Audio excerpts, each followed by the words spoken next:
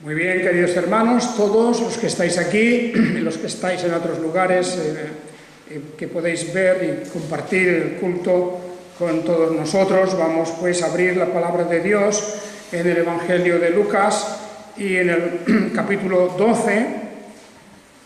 Este capítulo es en cierta manera pues una continuación del tema que veníamos ya considerando en el anterior capítulo, es decir, la oposición que hay, diríamos, la confrontación entre la clase religiosa de los fariseos en particular y el propio Señor Jesucristo.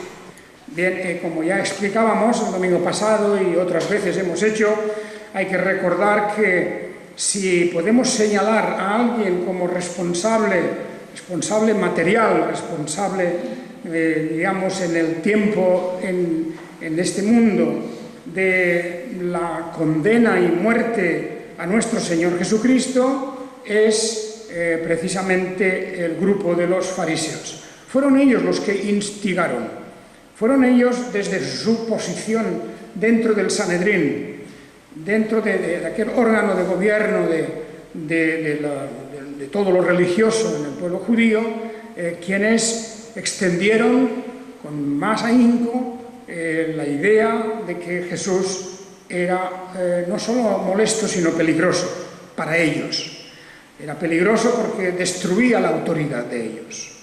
De la misma manera se sumaron a eso también los sacerdotes y se sumaron también los escribas, grandes doctores de la ley. Todo este grupo iba a formar una piña de oposición a nuestro Señor Jesucristo.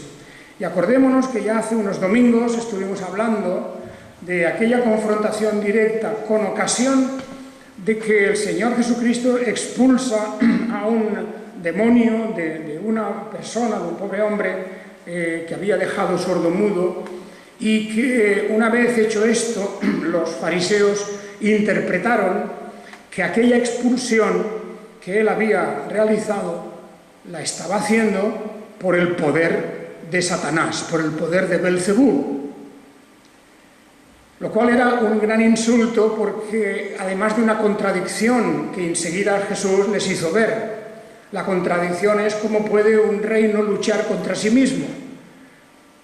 ¿Cómo es posible que si él está expulsando un demonio sea con el poder del propio demonio? Y eso no tenía sentido. Y entonces lo que Jesús descubre en aquel pasaje que habíamos visto es que detrás de tales acusaciones, que no estaban bien pensadas, pero sí que revelaban un odio y revelaban un aborrecimiento por parte de los fariseos a la persona y a la enseñanza de Jesús.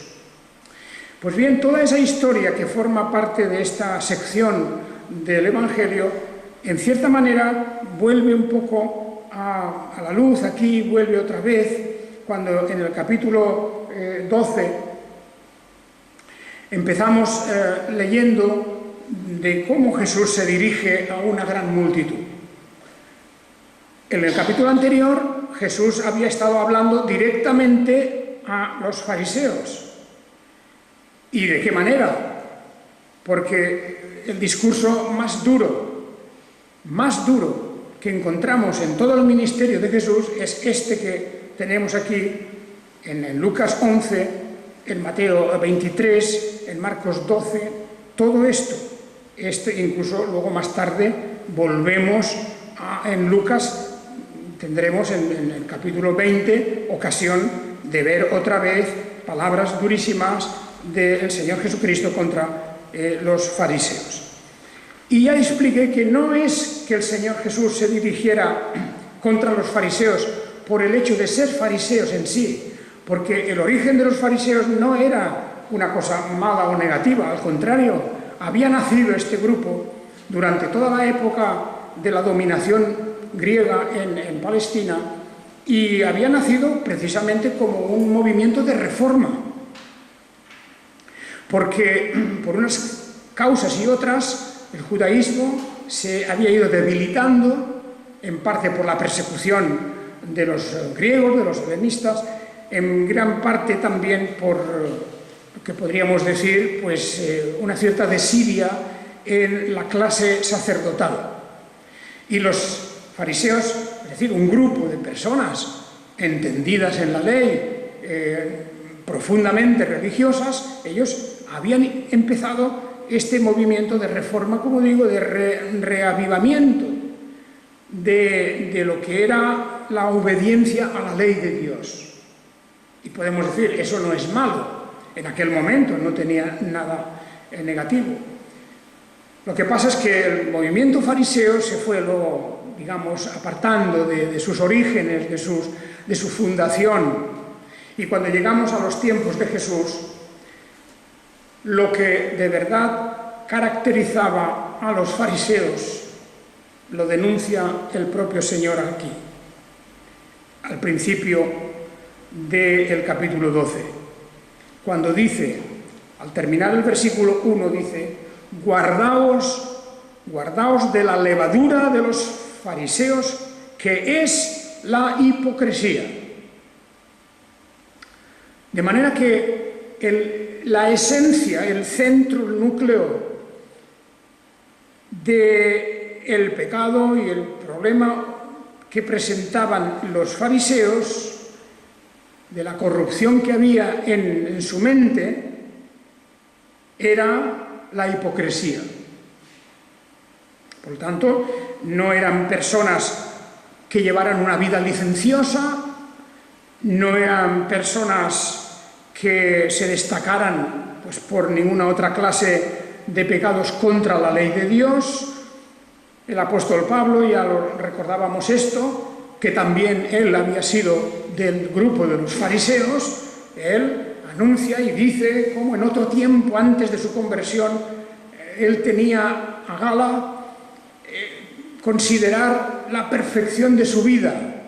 Era irreprensible. Según las normas de los fariseos, él era irreprensible porque cumplía a rajatabla los mandamientos de la ley de Dios.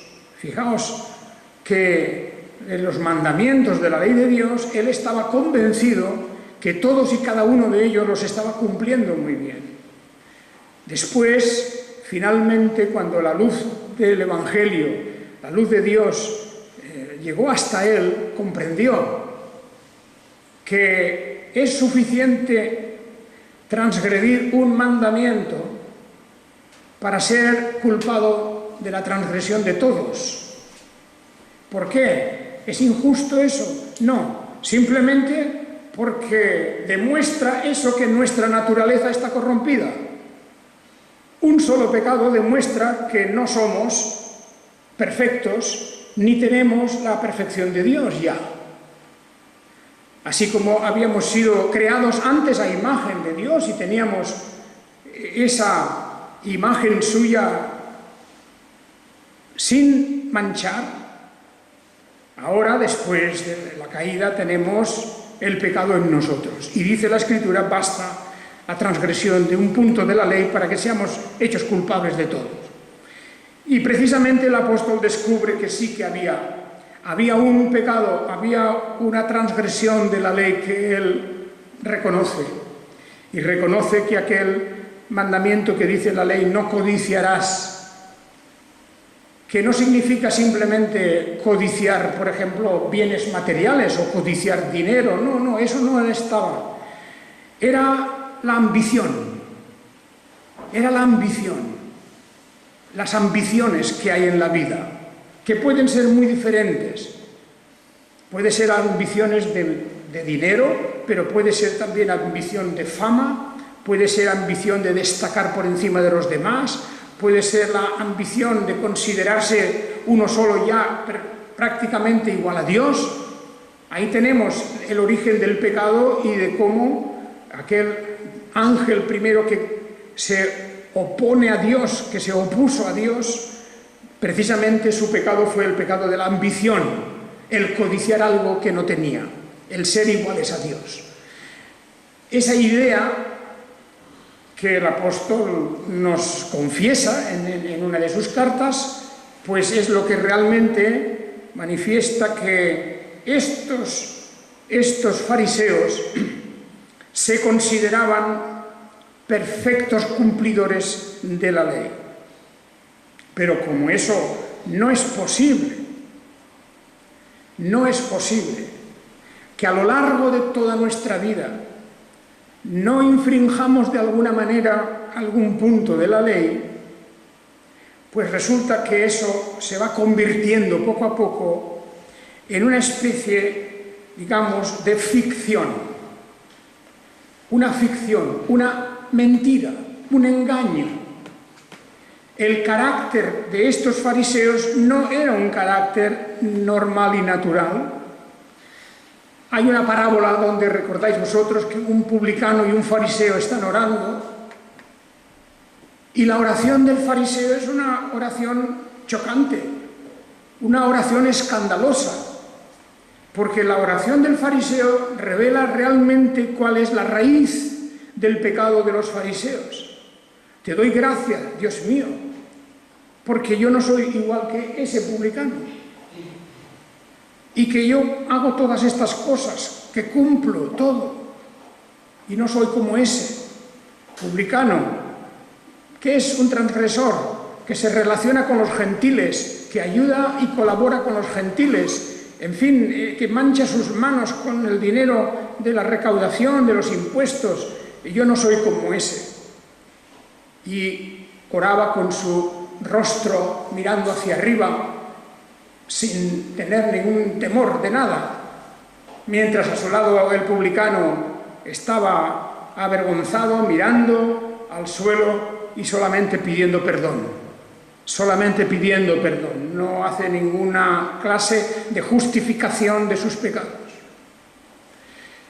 Bien, pues por eso dice aquí el Señor Jesús, porque una vez que terminó de hablar en el discurso del capítulo 11 a los fariseos, Él se vuelve, porque se había aglomerado todo esto que ocurrió, era en una casa de un fariseo, y fuera se había aglomerado miles y miles de la multitud, dice. Una enorme multitud, sabiendo que Jesús estaba allí, habían acudido. Dice, hasta tanto que se pisoteaban unos a otros. Imaginaos vosotros diríamos, el entusiasmo, pero también ya la curiosidad, porque eso es muchísimo más, el deseo, la necesidad que la gente sentía de escuchar la palabra del Señor. Por lo menos en este momento. También es verdad que las cosas pueden cambiar, y lo que es entusiasmo de la multitud se puede transformar, y luego se transformó en un desdén, incluso en un odio. Pero en ese momento se pisoteaban unos a otros intentando hablar con Jesús. Y la primera cosa que Jesús les dice, cuando acababa de hablar duramente a los fariseos, Él les dice a todos, guardaos de la levadura de los fariseos, que es la hipocresía. El domingo pasado hablamos algo ya de la hipocresía. En definitiva, es un disfraz, llevar un disfraz. La típica careta, ¿verdad?, de los actores antiguos. Pero es un disfraz. La persona hipócrita no muestra lo que verdaderamente es. No habla como verdaderamente tendría que hablar. No dice las cosas que siente. Más bien diría lo contrario. En definitiva, es una forma de ocultar la verdadera naturaleza, los verdaderos sentimientos, los verdaderos pensamientos, las ambiciones que una persona puede tener. Esto es la hipocresía. Por encima de la realidad de una persona se coloca una máscara, un disfraz que le hace aparecer, digamos, de manera aceptable, incluso loable, a los que están a su alrededor. Y en esto los fariseos eran especialistas. Todo lo que hacían era de cara afuera Y yo creo que tenemos que insistir mucho en esto, porque en el mundo religioso, en el mundo de las iglesias también, no se libra ni una. Esto es un azote terrible, es una lacra verdadera. No hay cosa más horrorosa que la hipocresía dentro de lo religioso. Lo vemos natural a lo mejor en la política, pues en fin, todos dicen lo que les conviene, pero ¿y dentro de la iglesia? ¿Por qué no se manifiesta uno como es? ¿Por qué se pretende dar la imagen de lo que uno no es? Y este es un riesgo, es un peligro, y hay que estar muy al tanto, muy cuidadosos de no caer en ese pozo de la falsedad y del engaño. Sobre todo, claro, en relación con las acciones, con las ideas y la conducta que resulta contraria a lo que tiene la persona. Por lo tanto, el Señor dice: no hay nada, dice en el versículo segundo, Lucas 12:2, nada hay encubierto que no será descubierto, ni oculto que no será conocido. Bueno, esto es una sentencia, es una advertencia, es un aviso de que por mucho que alguien se considere un experto en engañar a otros respecto a su propia personalidad, no hay nada que pueda quedar indefinidamente o para siempre oculto. Todo ha de salir a la luz. Por lo tanto, fijaos que lo que estamos hablando aquí esta mañana es precisamente esto, que la verdad se abrirá paso. La verdad se abrirá paso, la verdad pura y simple de todo lo que realmente somos. Y con esto no quiero decir que nuestras imperfecciones y nuestros pecados tengan necesariamente que estar siempre a la luz de todo el mundo, no. Lo que digo yo es, y lo que está diciendo el Señor, que lo que Él no consiente y no tolera es el escaparate atractivo que uno puede montar de su propia vida cuando la realidad de lo que hay dentro es muy desagradable o feo. La verdad se abrirá paso. Bueno, pues ahí tenemos los ejemplos que ponía el Señor en este pasaje, en otros lugares, el Evangelio de Mateo, por ejemplo, el mismo discurso en el Evangelio de Mateo, que tiene más detalles de los que tenemos aquí, pero que se pueden sumar a todos estos, ¿verdad? Por ejemplo, el afán que tenían de la primera silla en las sinagogas, era la costumbre de que se ponían por un cierto orden, digamos, de importancia, los maestros, los doctores de la ley, etcétera, los que ocupaban los primeros asientos, y entonces pues había ese deseo ahí casi inextinguible, ¿verdad? Un fuego que llevaban dentro de ocupar los primeros lugares, y también que en las plazas los saludaran, que les llamaran maestros, doctores, que en definitiva siempre ellos estuvieran ensalzados y puestos en un pedestal, que es pues la vanagloria de las personas que, aunque a lo mejor se quieran presentar como humildes, en realidad lo que quieren es estar por encima de todos. Esa es lo que llama aquí el Señor la levadura de los fariseos, que es la hipocresía. Y la levadura es una buena imagen, porque ya sabemos cómo la levadura tiene el efecto de leudar toda la masa. Un poquito de levadura pues leuda la masa entera, ¿verdad? Y por lo tanto es una especie, digamos, de infección que se propaga rápidamente.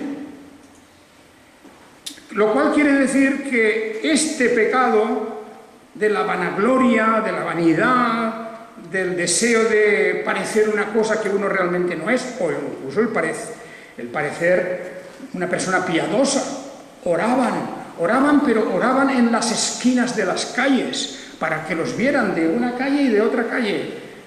La inteligencia que tenían, ¿verdad? Cómo se ponían en público a hacer sus oraciones, que el Señor más bien recomienda y pide que se hagan en privado. Pero ellos las hacían en público para ser vistos, para ser llamados piadosos. Y una y otra vez vemos en los evangelios que el Señor señala esta cuestión como una de las marcas de un pueblo que está en decadencia, de una religión en decadencia. El judaísmo en ese momento está decadente. Por eso ha venido el Mesías, el ungido, para traer nuevo aire, nueva luz, para traer la verdad enfrente del engaño, de la mentira y la hipocresía. Así que todo esto está diciendo él. No hay nada que no haya de ser descubierto. No hay nada oculto que no vaya a ser conocido. Como diciendo, perdéis el tiempo si queréis construir una imagen de vosotros mismos que sea diferente de la realidad. No pasa nada por mostrar que somos débiles, o que somos ignorantes, o que tenemos fallos, o que muchas veces tenemos graves caídas incluso, siempre y cuando haya arrepentimiento.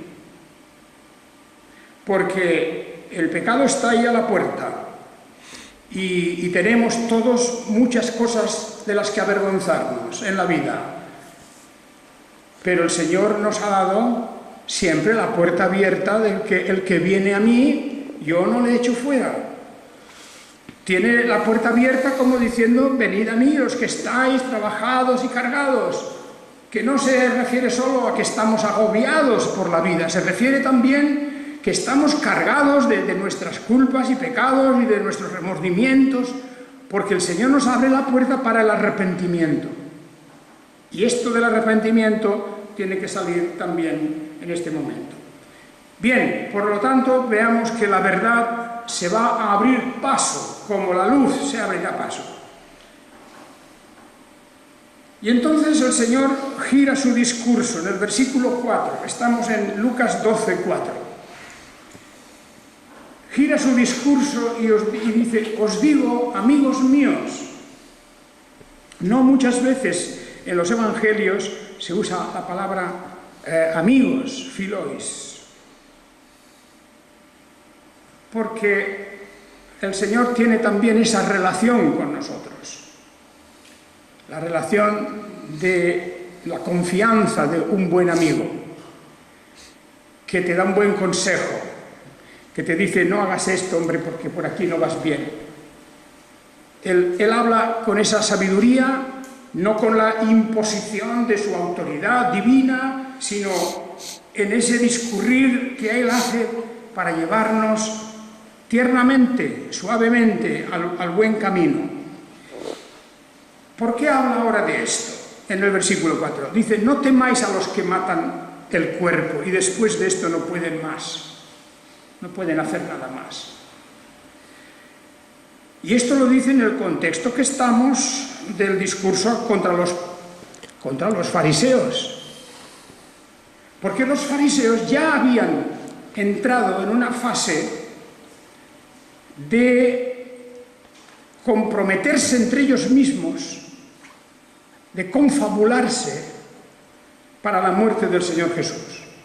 Eso, a medida que avancemos, lo veremos que varias veces llega un punto en que se repite, en que los fariseos entran ya definitivamente en un plan cuando se alían con los sacerdotes y los escribas y todo lo que es la representación del Sanedrín, y por lo tanto el Señor Jesús sabe perfectamente que los pensamientos de ellos eran de matarlo. De matarlo. En Capernaum también habían intentado tirarlo por un barranco. Y el Señor avisa a los suyos: no temáis a los que matan el cuerpo. ¿Cuántos y cuántos mártires de los que vendrían luego después, al poco tiempo de morir Jesús, cuando ya empezaron los martirios, las muertes? Esteban, Jacobo. Y luego llegó un momento ya en que la persecución se desató. Intentaron también matar a Pablo. Pablo había intentado matar a otros antes de su conversión. De manera que la atmósfera de muerte, de terminar de esa forma con una persona que molesta, a la que se llega a odiar de tal forma que no se puede pensar en otra cosa sino en aniquilarla. Estamos hablando pues de eso, y Jesús ya puede sentir perfectamente cuál es el pensamiento y las intenciones de toda esta gente. Intentan matarlo. Pero Jesús dice también, de cara a los suyos: no temáis a los que matan el cuerpo y después de esto no pueden hacer más. Y efectivamente, pueden matarnos, la muerte es algo fácil de provocar, pero Jesús dice: no os acobardéis por eso, no os acobardéis, no temáis a esta gente que puede matar el cuerpo. Os voy a decir a quién debéis de temer. Temer en todas las lenguas tiene, o yo diría en muchas lenguas por lo menos, tiene un sentido doble. Tiene el sentido del pánico y del miedo, pero también tiene el sentido de la reverencia. Cuando se nos dice, por ejemplo, temed a Dios, temed a Dios. O se nos dice de una persona que era temerosa de Dios. En ese sentido, la palabra quiere decir, por lo tanto, el sentir reverencia, respeto, el considerar a alguien tan glorioso, tan lleno de poder y de gloria que infunde en nosotros pues un cierto espanto también. Vemos ahí al apóstol Juan en la visión en el libro del Apocalipsis, cuando él contempla aquellas cosas extraordinarias y al Hijo del Hombre en su gloria, y bueno, cae al suelo como muerto de ese temor santo, pero un temor al fin y al cabo. ¿Quién es este? Pero por el otro lado, digamos, está el miedo a alguien que nos va a hacer daño. O sea, no temáis a esos que pueden matar el cuerpo, pero temed a aquel que, después de matar el cuerpo, tiene poder para echar en la Gehenna, aquí traducido por el infierno. Y la Gehenna, que es una expresión, los judíos usaban la palabra la Gehenna, que viene de la tierra, el lugar, el sitio, en hebreo, Hinnom, el valle de Hinnom. Hinnom era una persona, un hombre que tenía propiedad de aquel valle. Una especie de barranco allí que se había poco a poco convertido en un vertedero en las afueras de Jerusalén. Esta especie de barranco, un sitio profundo, allí pues iba muy bien, porque tenía una historia muy larga este sitio que ahora se utilizaba para hablar del infierno, para hablar del fuego que quema. Allí en ese vertedero iban a parar todas las cosas impuras y todo eso estaba ardiendo continuamente. Como muchas veces pasamos hoy día también por cerca de un vertedero y vemos que sale de allí un humo, ¿verdad? Bueno, pues ciertos vertederos por lo menos. Esto era lo que llamaban ellos el infierno, la gehenna. Y era un símbolo, por lo tanto, una cosa simbólica. Se habla del fuego del infierno, del fuego eterno, todo esto era en relación a esta imagen que tenía la gente que llegaba a Jerusalén y veía salir un humo siempre, allí había una combustión de todas las basuras y de todo lo que era impuro, allí estaba. Pues dice aquí Jesús, dice, no temáis a los que matan el cuerpo, sino temed a aquel que después de matar también puede enviarte allá. ¿Y quién es este? Bueno, no son los fariseos, porque los fariseos solamente llegan al cuerpo. No es Satanás tampoco, porque Satanás no tiene el poder, él, de enviar a nadie al infierno. Si él tuviera ese poder, enviaría a todos. Satanás no tiene la autoridad, ni la facultad de enviar a nadie a perdición. Y la Biblia nos habla de que hay salvación, pero también hay perdición. Y tiene que haberla, por cierto, porque si hay justicia, tiene que haber el pago de todo lo que no se ha pagado en esta vida. Porque son multitud los que pasan la vida y nunca jamás han pagado por el mal que han hecho. Y algunos han hecho mucho.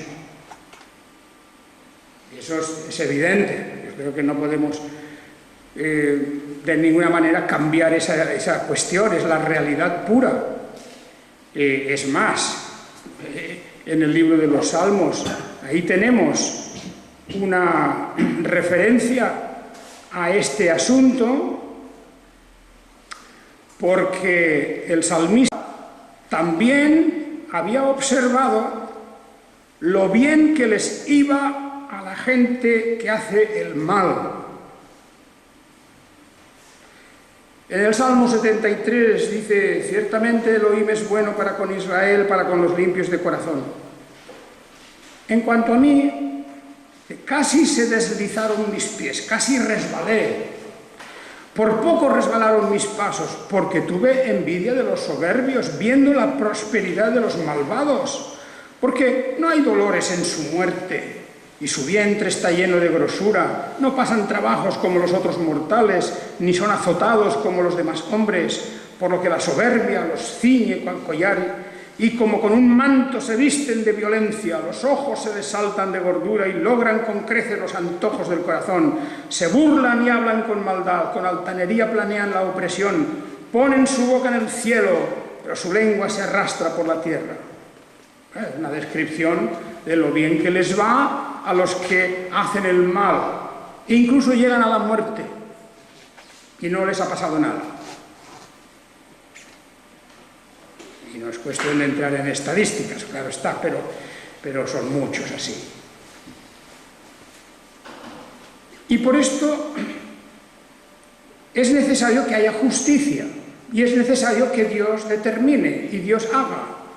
Y hay otras muchas razones, desde que nos remontamos hasta Adán y a la transgresión de Adán, porque en Adán todos mueren. En Cristo todos son resucitados y salvos. Por lo menos hemos de tener eso en cuenta. Y, naturalmente, la condenación de Adán, simbolizada en su expulsión del paraíso, demuestra claramente que hay una justicia de Dios y que hay una perdición. Pero eso lo determina Dios, no lo determina Satanás. Y por eso lo que nos dice el Señor Jesús, dice, no tengáis miedo de estos fariseos, no tengáis miedo del Sanedrín, no tengáis miedo de todas las cosas que hacen, de las amenazas, de expulsaros de la sinagoga, de todo lo que puedan hacer en adelante, no de entregaros al poder de los romanos, no tengáis miedo de eso. Lo que tenéis que tener es temor, respeto, reverencia del que puede matar el cuerpo, claro, porque la muerte es cuando Dios quiere, y de lo que ocurre después de la muerte, que también está en las manos de Dios. temed a ese, respetad a ese, obedeced a ese. Sí, esa es una cuestión elemental. Tenemos que tener claro que es el Señor el que verdaderamente nos ha de juzgar. Y además está la providencia de Dios. Dice el versículo 6, no se venden 5 gorriones por 2 cuartos y ni uno de ellos está olvidado delante de Dios. Por lo tanto, ¿para qué os preocupáis de lo que puedan haceros esos? Y aún los cabellos de vuestra cabeza han sido todos contados, no temáis, valéis más que muchos gorriones.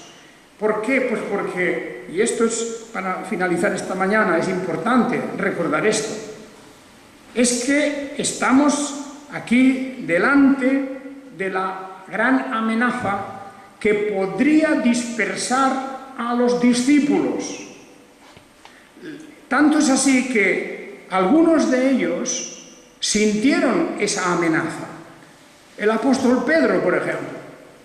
El apóstol Pedro, cuando tuvo que enfrentarse a declarar si él conocía o no conocía a Jesús, si él estaba con ese grupo o no estaba con ese grupo, se acobardó y dijo, no lo conozco, no sé nada. 3 veces lo dijo.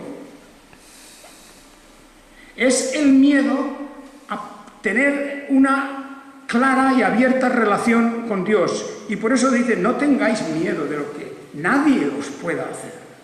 Nadie. Porque el Señor no tiene olvidado ni a un pájaro, ni a un gorrión. No está olvidado. Y los cabellos de vuestra cabeza han sido todos contados. No temáis, valéis más que muchos gorriones. Qué palabras, ¿verdad?, del Señor para reafirmar nuestra confianza en Él en cualquier momento, sobre todo los momentos de peligro en la vida, venga de donde venga eso, pero para aumentar nuestra confianza en Él. Como diciendo, es que hemos de contar, hay que contar con Dios. Claro, porque Pedro, cuando niega a Jesús, no estaba contando con Dios, no contaba con el poder de Dios, ni con la presencia, ni con las promesas de Dios, no contaba con nada, se olvidó de todo. Sí, fue la presión del miedo. Y podríamos llegar en la vida en muchos momentos a sentir cosas así, como diciendo, el pánico nos invade por algo que nos está apremiando, apretando, o alguien que nos está amenazando, y nos olvidamos de estas palabras del Señor, y por lo tanto hay que decir, hay que contar con Dios en todo momento, porque en realidad la fe se muestra en eso. Vosotros valéis más que muchos gorriones, y si Dios se ocupa de los gorriones, se está ocupando de nosotros, no se ha olvidado, no está demasiado ocupado, no ha perdido el control de las cosas.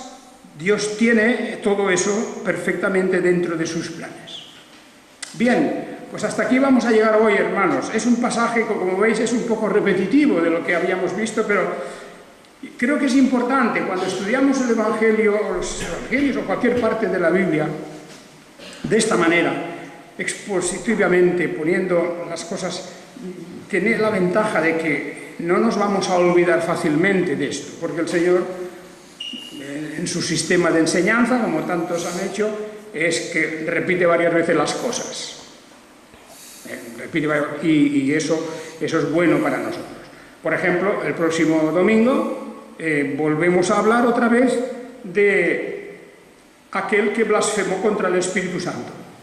Ese es un tema que lo hemos tratado ya un poco y muchas veces lo hemos de tratar hasta que nos quede bien grabado y claro de qué estamos hablando, porque al poco tiempo nos olvidamos de qué es.